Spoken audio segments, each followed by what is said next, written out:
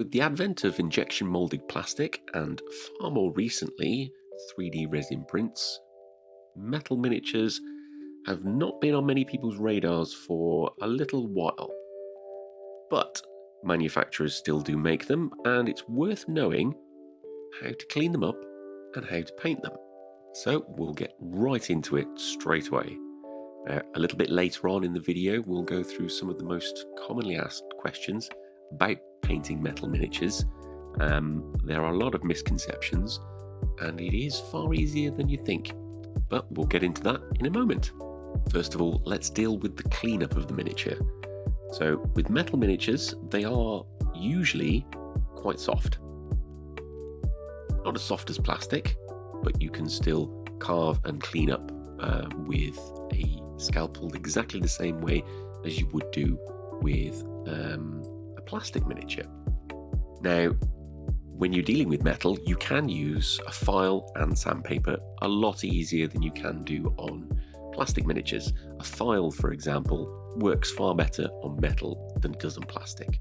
And for the sandpaper, anywhere from 400 grit to 800 grit will be absolutely fine. Now, for gluing your miniatures, I've found that Gorilla Superglue Gel is probably the best stuff you can get. Nice and fast, easy to work with, although it takes a little bit of effort getting it out of the bottle because it's a gel, but works fantastic. Now, on to priming. This is probably one of the most important steps when painting a metal miniature. Unlike plastic, you have to cover the entire model. So you want a nice smooth coat over the entire surface of the model. And this is not for paint adhesion, because paint will go straight onto a metal model. This is an extra layer of protection because metal models chip very, very easily.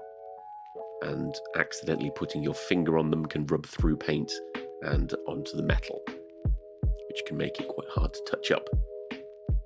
So, aerosol spray or airbrush, either of those is absolutely fine. If you're using an aerosol spray primer, you want to leave it for half an hour to an hour afterwards, just so it's had time to set and cure properly. If you're using an airbrush primer, I would advise leaving it for about 24 hours so it's had time to cure properly. This is just so it resists chipping a little bit more, and this is the key part when painting metal miniatures. We're trying to mitigate the amount of damage that might happen if it's knocked or dropped, because metal miniatures chip incredibly easily, all the way right up until the very last step. So, I asked a few people what questions they would have about painting metal miniatures, if it's something they hadn't done before, and they hadn't. These were beginners and had only been painting for a little while and had only experienced plastic miniatures so far. So, some of the questions covered things like primers, what primers to use, what's good, what's bad, etc. So we've covered that briefly. Aerosols will work. Any primer that you use for a plastic miniature will be absolutely fine on a metal miniature. What brushes do I use? Now, once you've primed the model, you can use any brush you want. Use the exact same process as you would do with a plastic miniature. Do you need to clean the model? You can do. It's not entirely necessary, but a quick brush with a toothbrush and some warm soapy water will release any grease or residue from either the casting process, or because some metal miniatures can be quite old from people handling it over time. And the other question was, will normal paints stick? Yes, absolutely. Because you're using the same primer as you would do with a plastic model, once that layer's gone on and once it's cured, acrylics will work, oils will work, anything you would normally use to paint your miniatures will work. What are the differences between painting plastic and painting metal? Well, the main ones, as we've gone over, are the priming stage right at the start and having a decent handle for the miniature. Because they chip so easily, you don't want to be painting it holding the base. It's too easy to drop. So a good painting handle, or an improvised handle, but with you've got a decent amount of contact on there, so the model's not going to move around, and you can tilt it and paint, and it's got a nice secure, almost weighted stand, so it's not going to tip over on your desk or get knocked very easily. Now, the other bit is varnishing. So towards the end, once you've finished your miniature, it absolutely needs a coat of varnish. Plastic models you can probably get away without. It will rub off over time if you're gaming with them, but for display purposes, you don't need to. For a metal miniature, it is advised absolutely varnish it. Now, I've done 2 layers of a mix of GW's Storm Shield varnish, which is their sort of matte, semi-matte varnish, and Ardcoat, which is their gloss varnish.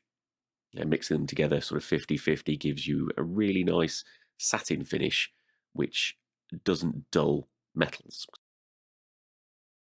So the witch elf that I'm painting is well over 20 years old now, and as you can see, with a good coat of primer and good preparation, she still looks fantastic.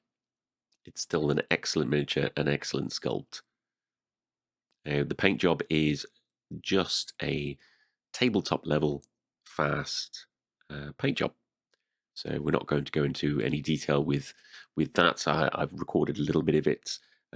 This is just to go over the main points of painting metal miniatures. Once you've primed it, it is exactly the same as painting a plastic miniature.